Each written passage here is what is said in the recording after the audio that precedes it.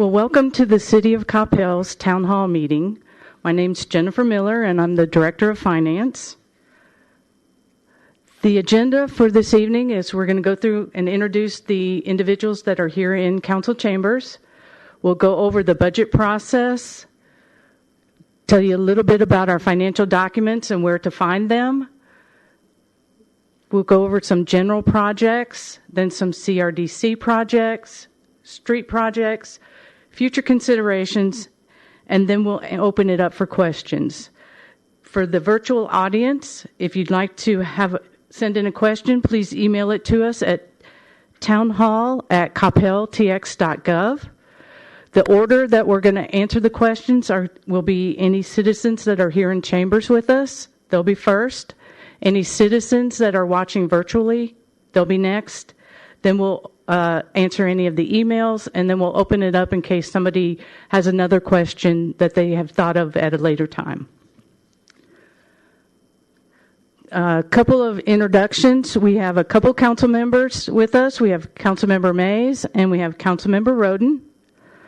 We have staff. I'll just go through. We have Casey Lay, who's our budget manager, Jessica Carpenter, who's the Director of Parks and Recreation, Jared Anderson, Director of Enterprise Solutions, Hannah Cook, our Chief Communications Strategist, Tracy Leach, Deputy City Manager, Ashley Owens, City Secretary, Kevin Richardson, our Fire Chief, Kent Collins, Director of Public Works, Kim Tian, Assistant Director of Finance, Mindy Hurley, Director of Community Development, and Dennis Quinn, Library Director.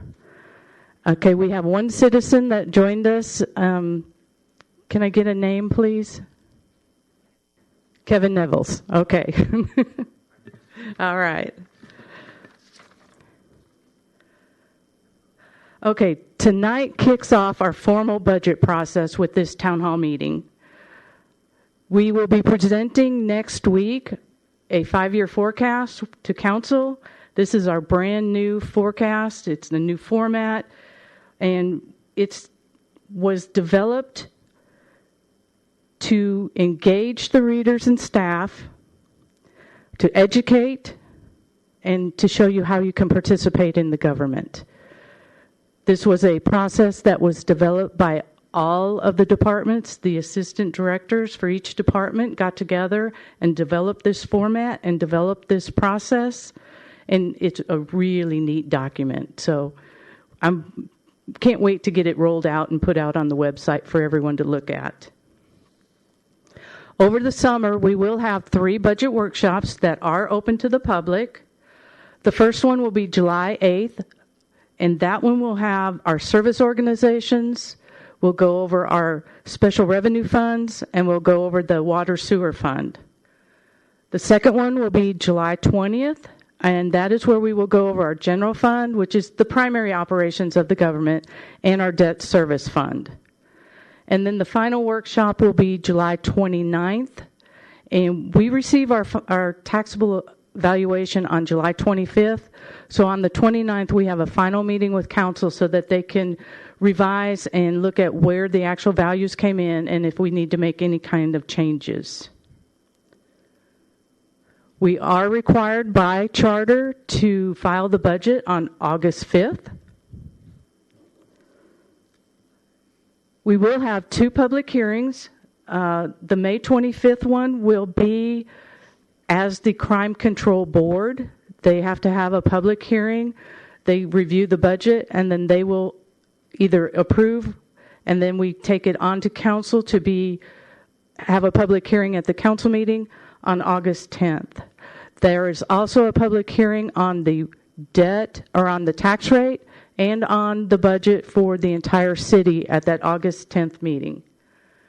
The budget will be adopted on August 10th, and then we begin our new fiscal year on October 1st. We have 4 major documents that are produced by the finance department. One is our annual operating budget. We have a budget in brief, which takes a 300 to 400 page document and reduces it down to about 20. We have the new 5-year forecast, And then we have our annual financial report, which is the results of the operations for the fiscal year. That's where the auditors come in, look at all the records, and then give an opinion on the fair financial presentation of those records.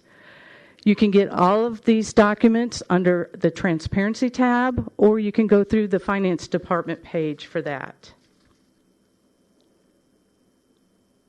All right, our current projects, the general projects for 2021, the first one is the Enterprise Resource Planning, what we affectionately call our PEER project. We named it Partnered Integration of Enterprise Resources. That's the replacement of the city's enterprise resource system. It's being done in 4 phases. Phase 1 was the financials. Phase 2 was human resources. Phase 3 is asset maintenance. And then phase 4 is utility billing. So phase 4 was our financial phase and included accounting, general ledger, budget, procurement, accounts payable. We began the implementation of phase 1, sorry. We began the implementation in November of 2017, and the system went live March of 2019. So we've been up and running for a couple of years now. There's still a couple of features we need to activate. One is vendor self-service, which will allow the vendors to go in and make changes to their profiles, submit things electronically to the city. And another one is what we call ABBY, which is our artificial intelligence that will help us process our accounts payable. Once all of this has been done and we'll do a pilot launch, then we will open it up for the entire city. And I'll turn the presentation over to Tracy to go over the Vision 2040.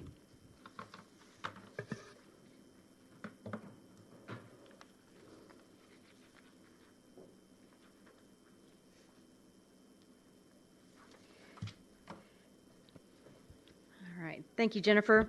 The Vision 2040 strategic plan is finally underway and activated.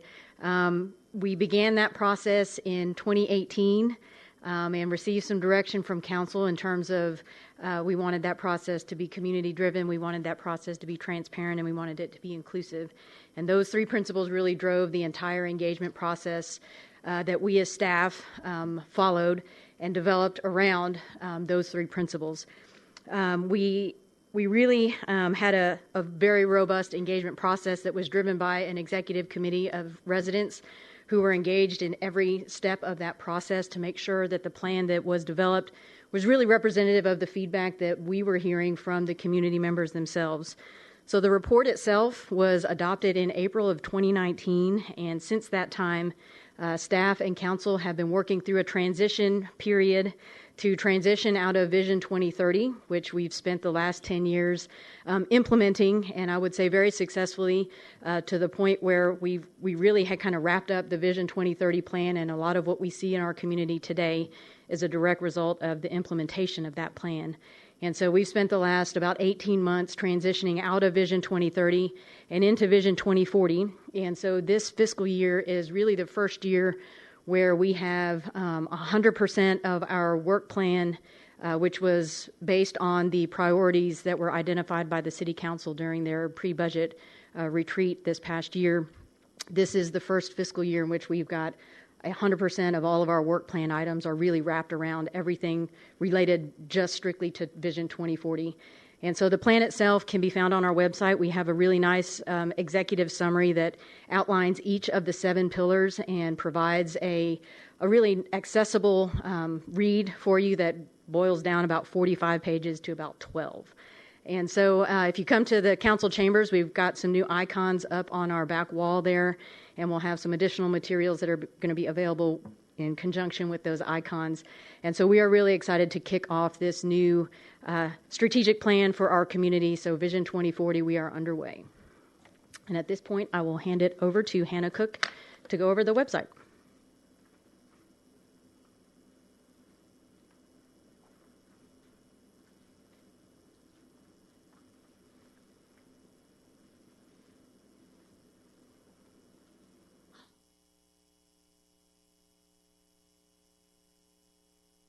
So thank you, Tracy, and good evening, everybody. So before I talk about the new website, I wanted to quickly give a little bit of history on the project. So we approached Council in March 2019 to talk about the possibility of a website redesign. And prior to this, we had not done a redesign since 2015. So after we spoke to Council and got the direction to go ahead and proceed with the redesign, we did some research into vendors, into website and technology developments, and we examined data and our current usage trends on our previous website. We looked at usage data to determine what kinds of information people were coming to our website for. We examined trends in communications. We looked at voice technology and at chatbots, and we analyzed the results of our most recent community satisfaction survey to help us develop a strategy for the redesign. We developed specifications for what we wanted to see on the new website, including an ADA-compliant website, a mobile responsive website. We wanted to make sure that we were meeting residents where they were. We wanted lots of graphics and icons. And we wanted the content layout and navigation to be based on usage data, not necessarily based on how government is organized. Finally, we wanted the vendor to be either on a state or a federal contract that would help us ensure that we were getting a really good deal and a reputable vendor. So Council approved the contract with Civic Plus in May of 2020 for a complete website redesign. And then pretty quickly after that, we began the redesign process. Civic Plus, we consulted with Civic Plus to examine all of the old info on our site and figure out what needed to be migrated over and what we might be able to get rid of. And then Civic Plus provided hands-on migration of all that existing content. So as part of the contract, we also have an option to redesign in another 3 years to keep everything fresh and updated. Our new website features modified templates for our Parks and Recreation Department, our library, police, and fire. And we have multiple modules with calendar and a news flash and different ways that residents can engage on the website. We have accessible online services, so where residents can quickly and easily report issues or submit a question or a comment. And we have an advanced search functionality. One of the really cool things about the website is it allows our users to subscribe to receive email or text message alerts for content that they're interested in. So another great way to engage with the community. And finally, the website saves staff time and resources. Our new website is much easier to update than our previous iteration was, making it much quicker for us to keep the website up to date and with fresh content. We conducted a soft launch of the website in early February of this year, and then we officially rolled the website out in mid-February. Since launch, we've had approximately 90,000 visitors to the website, and approximately 51% of those have come from a mobile device, meaning that it was very, very important that we had that mobile responsive design. We have an email address set up encouraging residents to contact us about any issues or suggestions that they might have, and so we always welcome that feedback for the website. And then finally, we have a total of 946 subscriptions to our alerts that we have on the new website. Some budget considerations: the website redesign project costs us just under $100,000. And with our new vendor, we actually save approximately $30,000 a year in maintenance and hosting fees. And with that, I will turn it over to Chief Richardson.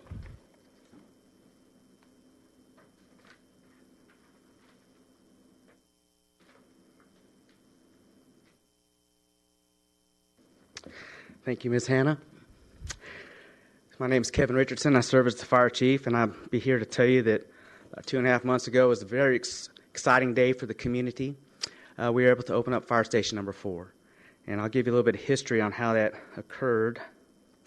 It's been nearly 25 years since the city of Coppell has added a fire station. It started back in 2017. We did what we call a standards of cover, which we team up with a consultant, and this is the discovery phase. We go through a very formalized report on the city and the level of emergency services that we were able to provide.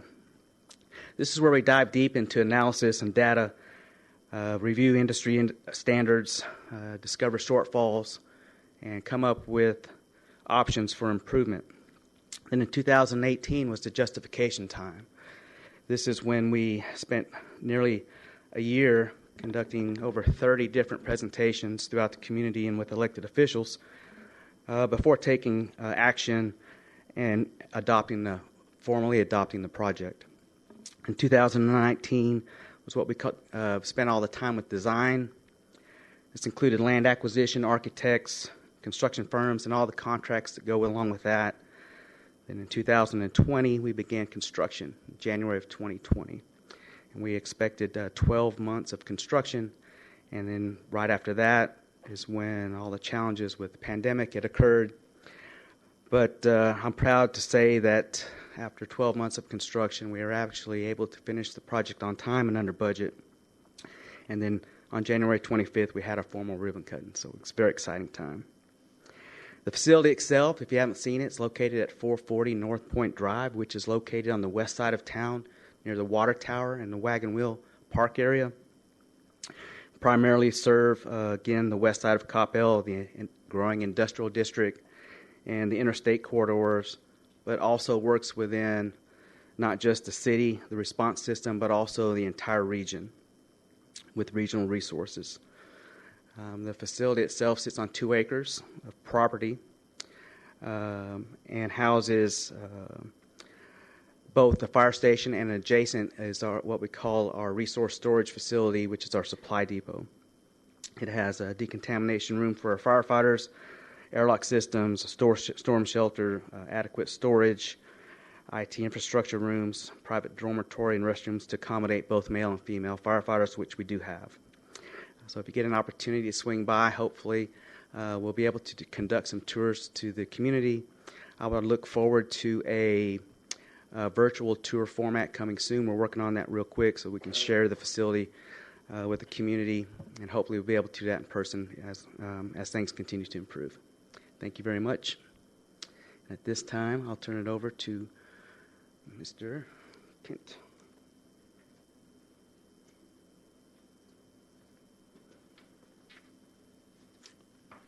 Thank you, Chief. So I want to begin. I'm going to cover a number of projects over the next several slides, but talk about if you know Coppell, our infrastructure, a lot of our infrastructure was built 30 to 40 years ago. So our focus on the infrastructure side is really in the reconstruction, rehabilitation, restoration, and as we complete these projects, improvement of the existing infrastructure. And you might ask, well, how do we prioritize these projects? Because you're going to hear me talking about streets and alleys and things. We go out every few years and we do an assessment of every street, every alley, every sidewalk within Coppell. We collect data on the condition of our sewer lines. We listen to our water lines and listen for leaks. We inspect valves. So we do on-the-ground condition assessment of our infrastructure. We couple that with other factors such as, is a street being redeveloped? Is the timing right from a redevelopment standpoint? Do we have the available funding to do everything that we need to do? So those are some of the factors that we consider in putting together our plans for the projects that I'm going to talk about. So this first project, first bullet, is Water System Improvement Project. So this year we're really working on project development, trying to get it to a point where we can go into construction. But this project is it's multi-pronged. So the first part, we're working with some of our neighbors around us, Louisville, Grapevine, Irving, to create cross connections to their water systems. And these are for this to provide redundancy and resiliency in the event that we were to lose our feed from our treated water supplier, which is the City of Dallas or Dallas Water Utilities. The next piece is we're building in some redundancy and some reconfiguration of our existing pump station at Village Parkway so that we can take parts of that pump station offline during low demand periods and do major maintenance. So those are really the two biggest pieces to that project. It's a multi-year project.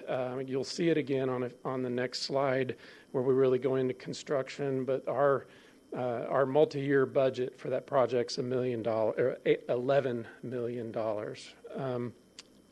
The next project I want to touch on is tank number 2 rehab.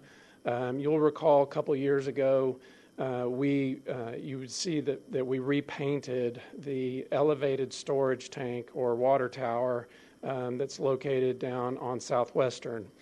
So this project is to complete the same type of work on the tank that's in Wagon Wheel Park. So we will take it offline, we will go in, we will clean and rehabilitate the interior of the tank. We will also clean and prepare the outside of the tank and repaint the tank so it will actually match the tank that's on Southwestern. That's a $1.5 million project. Next, I'll talk about projects that we plan for next fiscal year. The first one is Phase 3 of Pier. Jennifer mentioned we refer to this as our Enterprise Asset Management Project. And so we've actually started the implementation portion of this project, and the completion will extend into next fiscal year. This project has multiple facets as well. One, it will replace our existing work order system. Our existing work order system in Public Works is becoming obsolete. The software provider will no longer support and develop the existing software. So we're transitioning and implementing a cartograph system. It's well known, well respected. The next piece is it will allow us to use the data that we have tied to all of our assets. So whether it's a street, a facility, a water line, or a sewer line, we have data related to the history, the work orders, the condition. So we'll be able to use all of that data to better inform us on investments into our infrastructure and operation and maintenance as we go forward. The last piece is it'll help us predict where help us use that data to predict where a failure is most likely to occur, as well as the critical nature of that failure were it to occur. Again, to help us better inform us on investments in our infrastructure as we go forward. The next project, storm sewer and drainage maintenance. The city has a drainage utility district where each resident pays a monthly fee into the drainage utility district that is dedicated towards drainage improvements. We have a project that's ongoing that we call a drainage improvement project. It's a $2 million project, and it's multi-location. The first piece is on Stream G6, which is a tributary of Grapevine Creek. It is north of East Beltline and ties into Moore Road.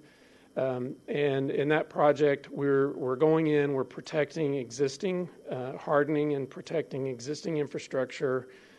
We are stabilizing the flow within the creek, and we're also rebuilding and stabilizing a storm drain outfall into that creek. The next location is a drop structure or a grade control structure on Denton Creek underneath Denton Tap Road. And it is intended, again, to stabilize the flow and the conveyance within Denton Creek. The third piece is currently under design. I think we're at 90% design, and that is to rebuild and restore outfall structures along Denton Creek, and that's in the northeast part of town, kind of in the Hollywood area. And those three projects combined have a budget of $2 million. The next project, I've already covered the details, and it's really getting into the construction side of the water system improvements. Again, that's an $11 million project. This next project, I think Jennifer is going to come back up, and Ms. Miller is going to come back up and cover.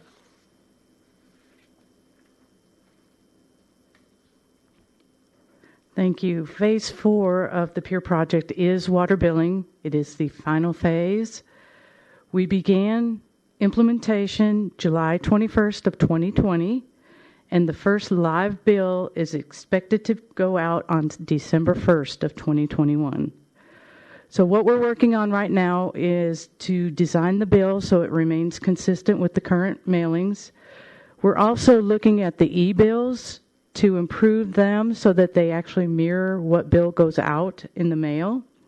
We're integrating with our banks and our vendors to maintain or improve our current relationships. So at the end of this process, we're wanting to identify efficiencies and provide an elevated level of service to our customers.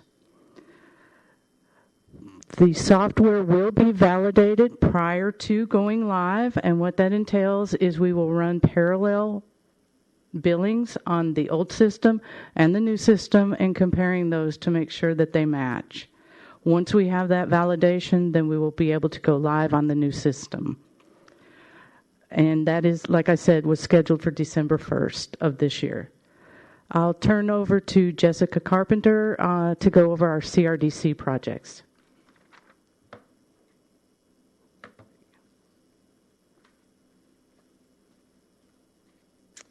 Thank you, Jennifer. So this evening, I just want to provide a very brief update in terms of our current CRDC projects and then our proposed CRDC projects for next fiscal year. So as a brief history, the Coppell Recreation Development Corporation is our half-cent sales tax. So this fund drives improvements to trails, medians, green spaces, also provides for the maintenance of certain recreation facilities. So when Kent was here, he mentioned how they prioritize projects. So I wanted to quickly touch on that first.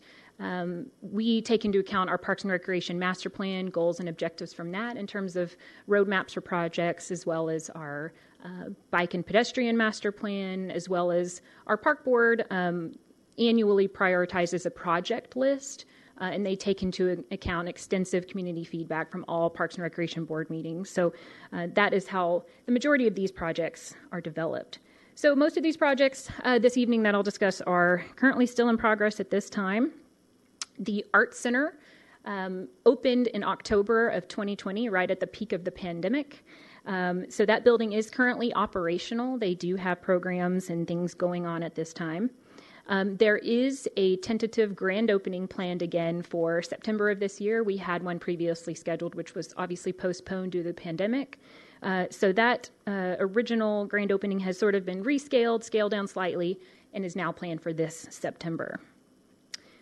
Moving on to the Moore Road Elevated Boardwalk. So this project is currently under design. So this is approximately just a little less than 500 linear feet of elevated trail that's going to exist on the south side of the pond at Moore Road.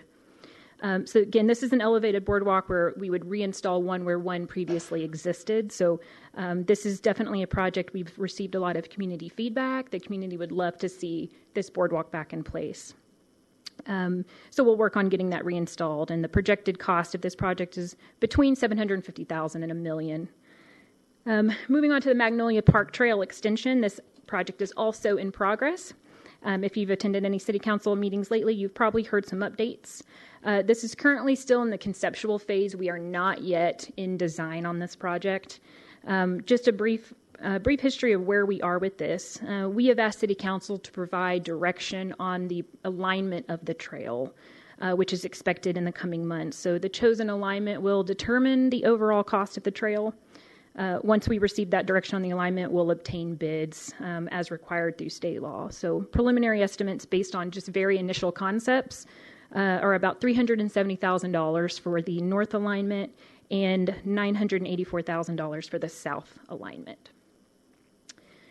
The Grapevine Springs Park Dredging Project. So this property, just a brief history on this, this is actually property that is owned by Dallas County. The city of Coppell has a 100-year lease on this property. So for this project, we are partnering with Dallas County and splitting the cost. So city of Coppell is going to put up $300,000 as well as Dallas County. So we're working together to do that. So this focuses on a wall repair and some dredging in the canal to fix some erosion issues that currently exist in that area. So this project is going to bid this week. And then moving on to what we have upcoming for next fiscal year, our proposed projects. The Duck Pond Park, really well-loved park in the community. So this project is going to address some erosion issues that are happening along the lake edge there. And it's going to take the existing trail that lays just on the west side now, and it's going to loop it all the way around the pond. So we'll create that loop there. There's also going to be some playground resurfacing and upgraded amenities included in this renovation. So this project is estimated to cost about $450,000. The tennis center restrooms over at Wagon Wheel Tennis Center are original to the building's construction and are really not keeping up with the users and attendance levels that the tennis center are seeing. So they're really restrooms that are being used as locker rooms now, so we need some true locker rooms for that facility. The budgeted cost for this project is $100,000. And then finally, the farmers market shade structure. So this is in addition to the farmers market pavilion. We also have vendors that set up every Saturday on the west side of the Old Town Square area, just to the west of the pavilion. So this shade structure would provide some permanent shade and some weather protection for those vendors during the market. So this is, again, one of those community-driven projects that the community would like to see and those vendors would like to see in order to have protection every Saturday morning. And so we are expected to spend about $100,000 on this project as well. All right, I'm passing it back to Kent.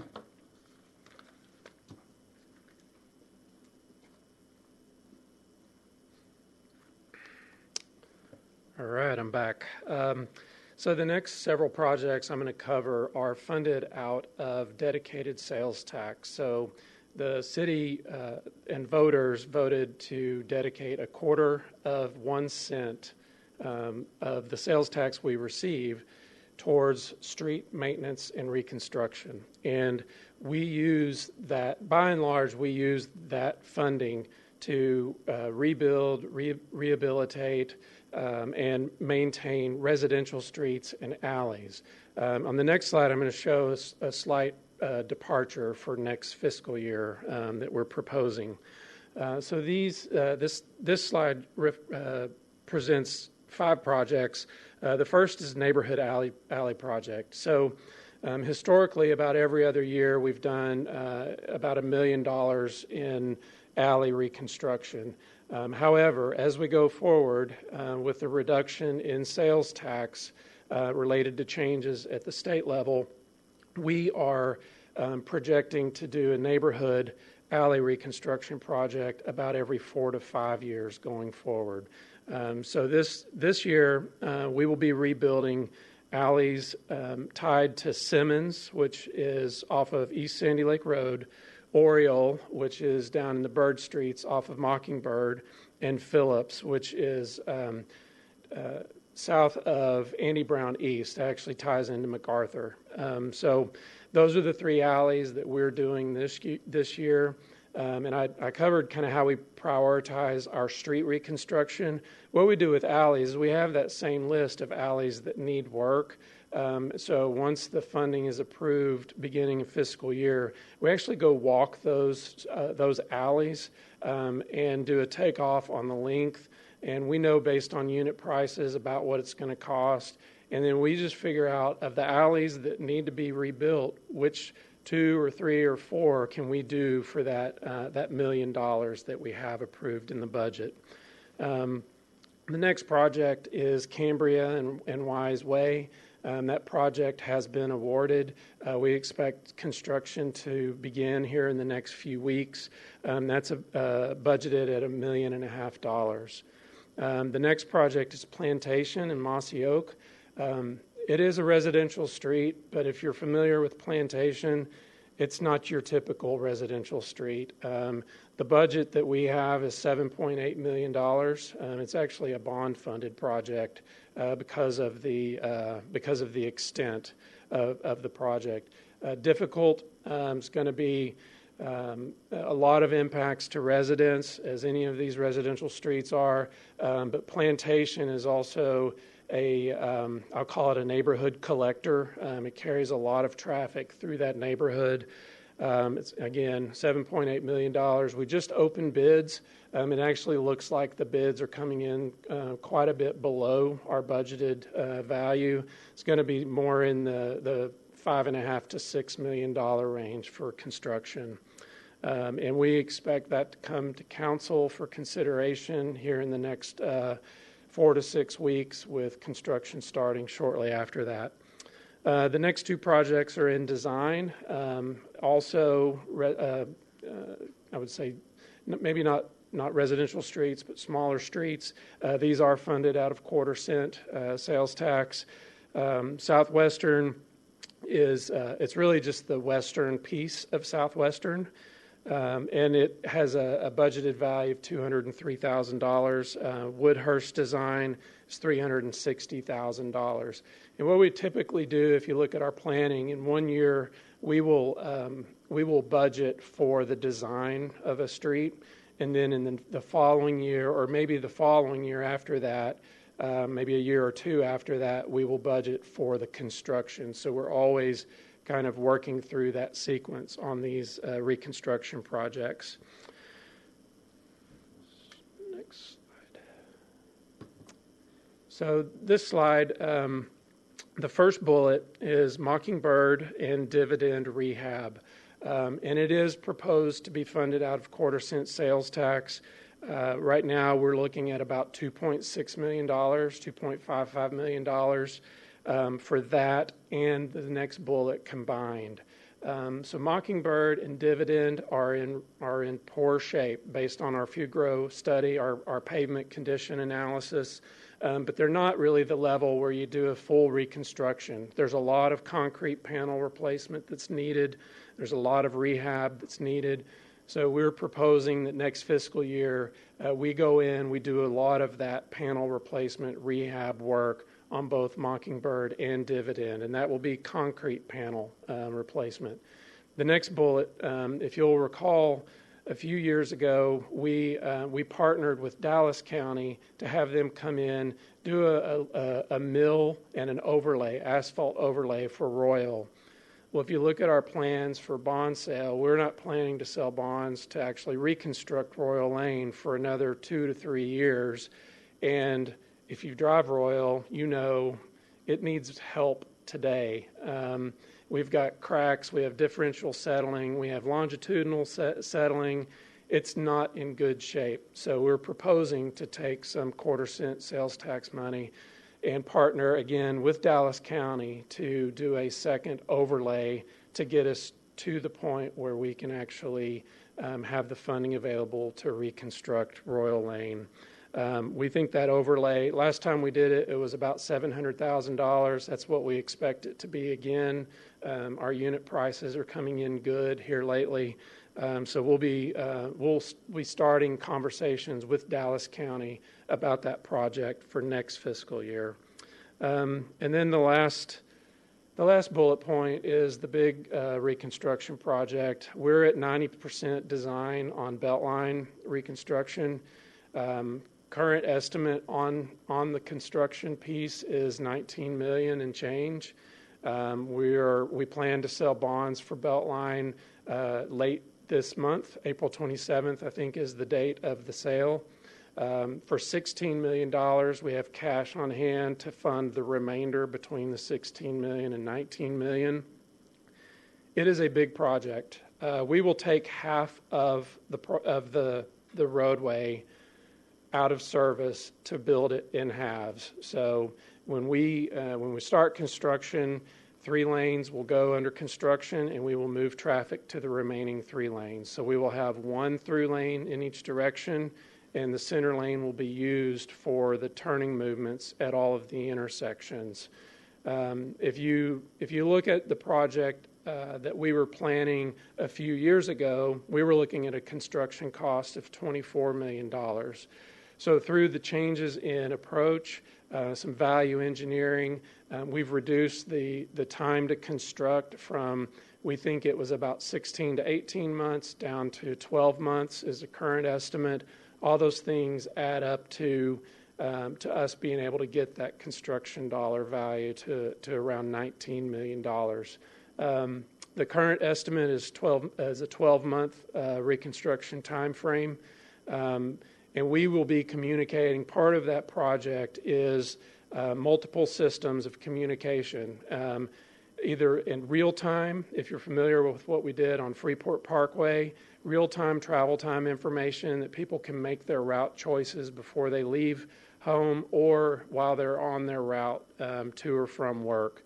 So it's a big project, and we expect to go to construction this June. So we're winding down on design, and we expect to go out to bids or out for bids kind of the mid to late May timeframe so that we can get it awarded and start construction in June. And with that, I think it goes back to Tracy.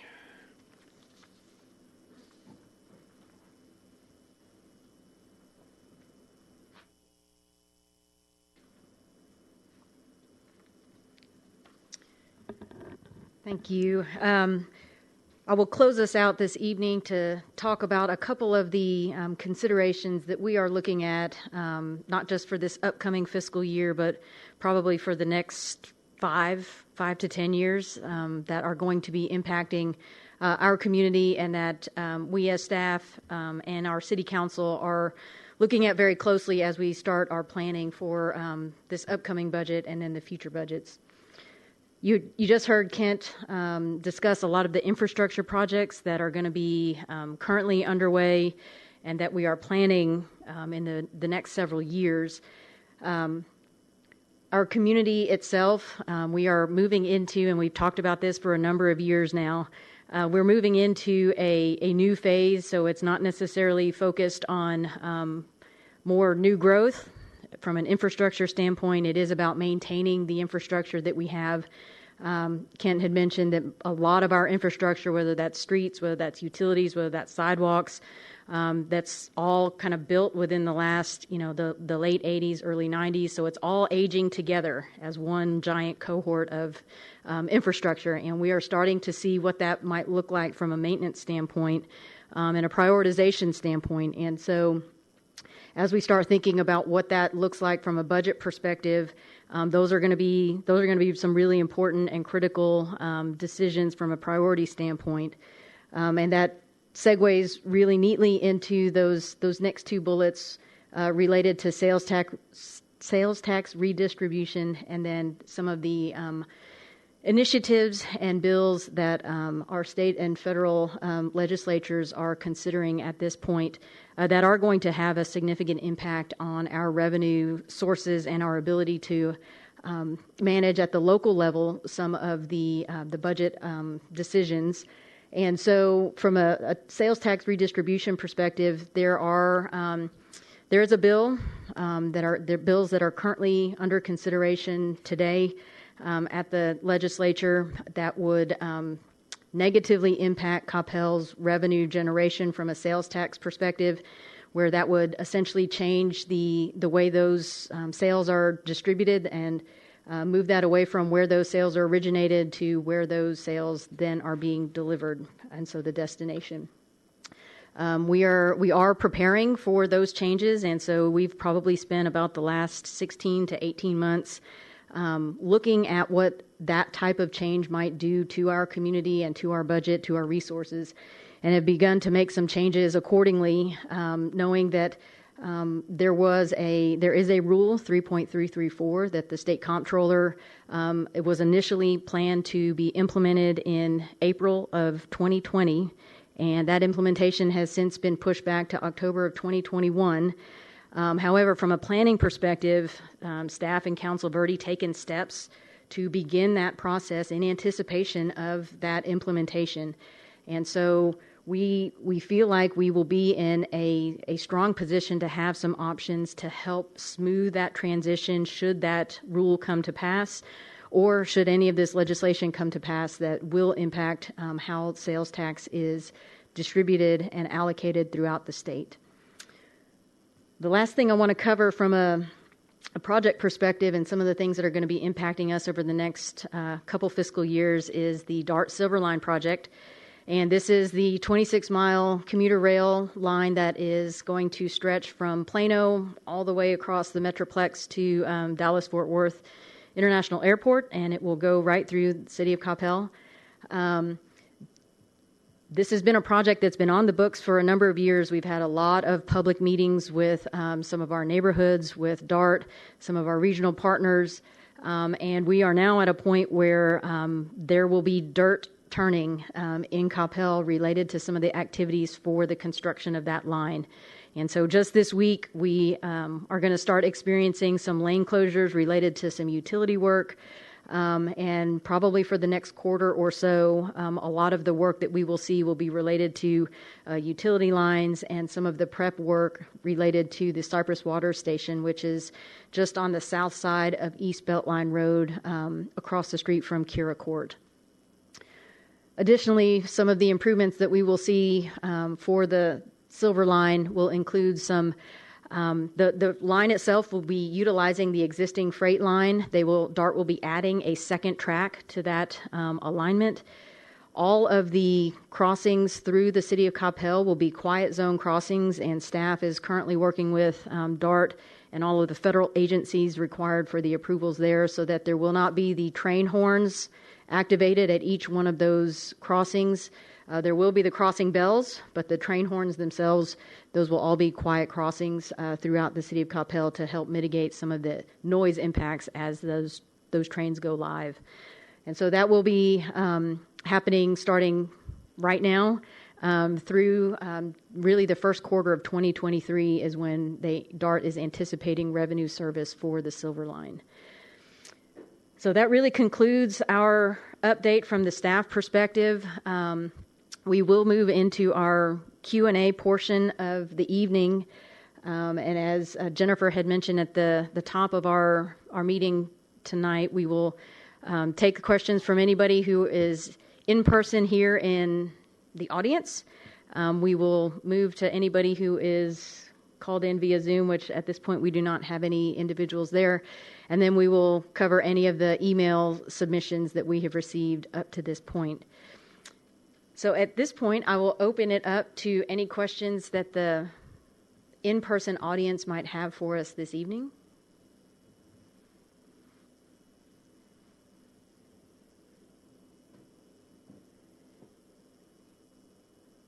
Okay. And we are confirming nobody on Zoom? Okay. And so we do have at least one email submission. Okay.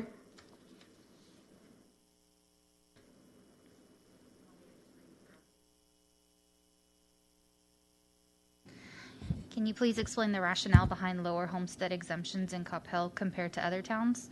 I am told that every city is different, but I would like to have an explanation.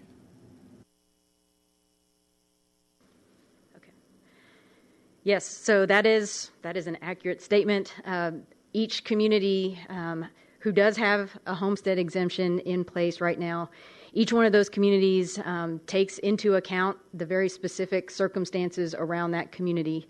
Those are policy decisions that are decided upon by each and every one of those city councils and each and every one of those respective communities.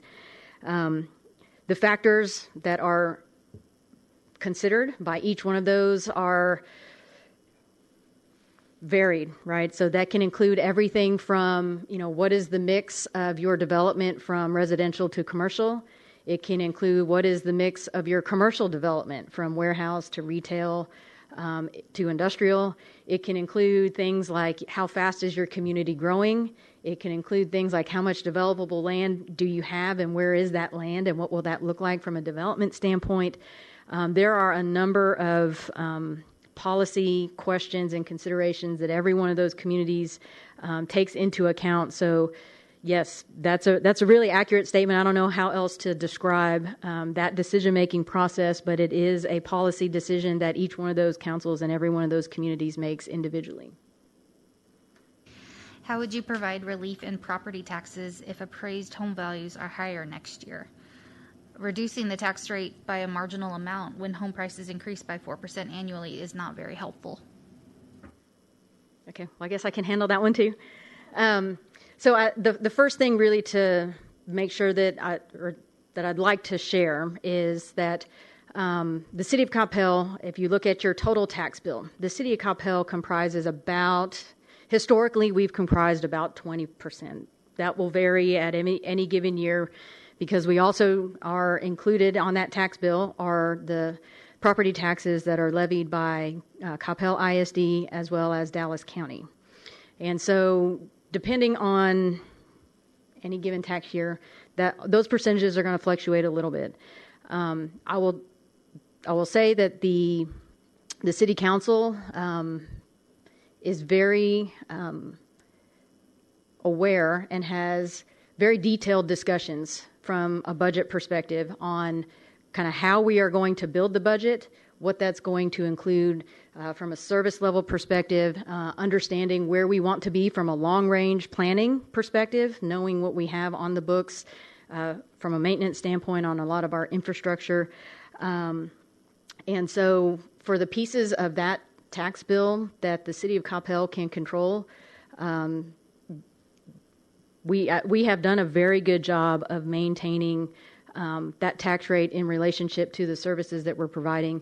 The existing tax rate that is in place today has been lowered from the previous year, and so I think Council's done a really nice job of managing that growth that we have seen throughout our community from a service level standpoint, and maintaining a tax rate that is commensurate with those services. What values are used in appraising commercial properties? DCAD says that it is income-based. What impact low rental income businesses are failing? Sorry. What impact do low rental income businesses in the past year will have on the property tax revenue from commercial real estate? Sorry, that didn't really make any sense. So this is the question that I would like to follow up with this individual on after the meeting, because I am not sure that I'm clear in terms of what is being asked here. What I would share is that the City of Coppell does not do any of the appraisal process related to any of the properties that are within our corporate limits. The emailer referenced DCAD, so Dallas County Appraisal District is in charge of that entire process and has jurisdiction over the entire appraisal process. And so I would direct this person to DCAD because they are really the appropriate entity who would be able to really have a in-depth discussion on kind of how those are generated. We take the aggregate appraised value that DCAD provides to us, and that's how we build our budget when they provide that to us at the end of July. But that's a question that I'd like to follow up with this individual specifically to make sure I understand what they're asking. If for some reason revenues fall more than 5% next year, what would you cut to keep the budget balanced without new borrowing or using other funds? So this is a fluid process. The development of the budget is a very fluid process. We started, our new fiscal year starts on October 1, and I want to say Finance sends us the email alerting the staff that we're going to kick off the budget process for next fiscal year, probably in November. And so knowing that there are going to be a number of things happening between now and August when the budget is approved, it really is too early to really know what that budget process is going to look like. We're going to have supplemental appraisal information that DCAD's going to be providing to us. Every month that we get additional sales tax information from the comptroller's office, that provides us an additional bit of clarity as we go through the process. But really at this point, it's really too early to know what that is all going to look like. Okay. Oh, wait, I think there's one more. The last one. Sorry. You should learn to scroll. Are you willing to increase the sales tax? So the sales tax maximum is set by the state. The City of Coppell is currently at the maximum percentage allowed by law at 8.25%. And so that breakdown is we send 6% to the state. We have 1% that's allocated for general city operations. We have the half cent, which is allocated towards the Coppell Recreation Development Corporation. We have a $0.25 that's allocated toward the Infrastructure Maintenance Fund, and we have a $0.25 that's allocated towards the Crime Control District. I believe that's the only submission we had via email. That is correct. Okay. Okay. So as promised, we will circle back around to any of the in-person folks who may have a question that has come to your mind in between our first call for questions and this moment right here before we close out this evening.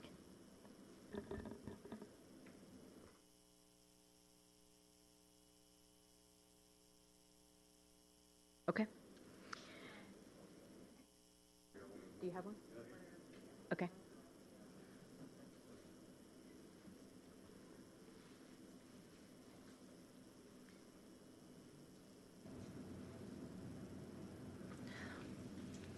Could you please explain why the city is able to approve block rate water charges, but not able to generate a sewer rate that matches approximately what is used?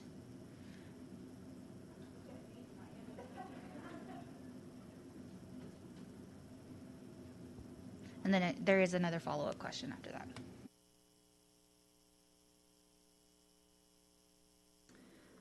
So I would say that the City of Coppell requested a rate study in 2020 to look at our water and sewer rates. The intent of that rate study was to determine if there was a way that we could encourage conservation as a tool to impact future demand.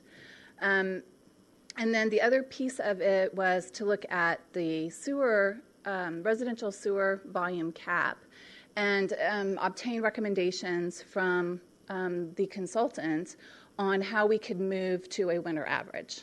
And so the consultant suggested that we do that in a systematic and strategic way and to decrease it 1,000 gallons per month over the next 5 years. We also took into consideration that we are in the middle of a utility billing software implementation, and that it's extremely important that we have the ability to run the parallels that Jennifer mentioned. We just simply can't risk the public's trust by sending out bills that are not correct. And so we need to have that ability. Does that help? Does that answer? Sure.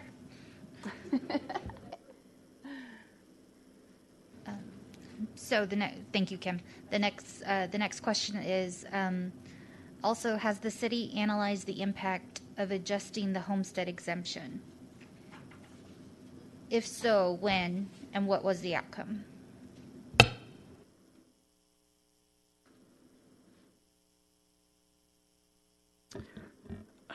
The city reviews the homestead exemption every year during this time period. Currently, if we were to, every 1% that we give in a homestead would reduce the revenue by $225,000. So a 5% increase in the homestead exemption would cause a reduction of $1.1 million in revenue to the city for the general fund. We also take into consideration, while we are reviewing that homestead, what is the impact of any kind of legislation that's being proposed. This year we're having quite a bit of legislation proposed on sales tax. We're having it proposed on whether or not bonds issued will be part of the maintenance and operations versus part of the debt service rate. We're also having legislation proposed on what is the impact if we should reduce the funding to public safety. Now, they've not actually come in and said what is meant by reduction. Is it $1 less than what they got this year? Is that considered a reduction? There's also legislation, should you reduce the funding, the comptroller is going to withhold your sales tax. So we take all of those into consideration when we review any type of exemption, any type of impact, and we usually do it during the April, May, June timeframe as we're developing the budget.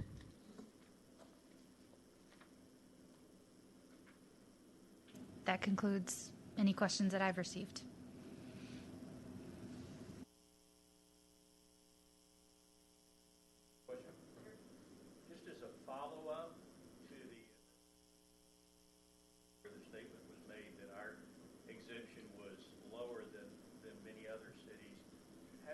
staff put together a listing to show other cities that shows that Coppell's roughly in the middle for Metroplex cities?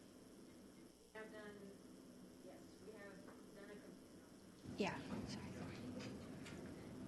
And then Tracy, can you repeat the question? Yeah, so the question is, have staff kind of done an analysis of where we are within the Metroplex relative to some of our neighbors? And the answer to that is yes.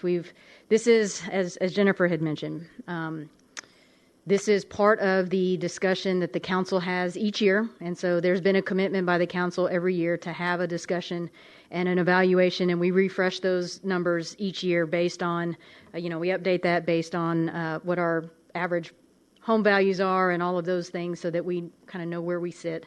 And we are kind of in the middle in terms of the homestead, right? And so we do look at that every year, and that conversation from a council perspective, we've committed to have that conversation each year, knowing that is something that is kind of the front of the community's mind.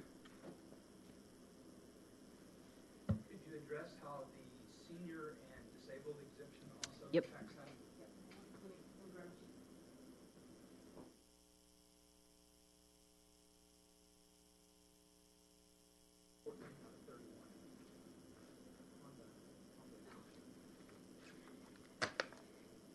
Yeah, so we were at number 14 out of the 31 cities that we had surveyed. Yes, so in addition to the 5% homestead, the city of Coppell has an over 65 exemption of $75,000. And for 2020, we had about 2,000, just over 2,000 households that were listed for over 65, and that is growing each year as our community ages. So, yes, in addition to the homestead, we do also offer the disabled and over 65.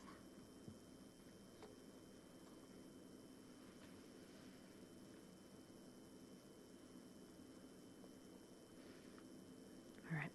Any other questions? So I do want to thank our in-person attendees for making time for us tonight, and anybody who is watching via the live stream, thank you for taking time to engage with us in this process. As Jennifer mentioned, it's the very first step in our budget in terms of obtaining feedback from our community, and so we appreciate this time commitment that you've given us tonight, and I hope you all have a great evening. Thank you.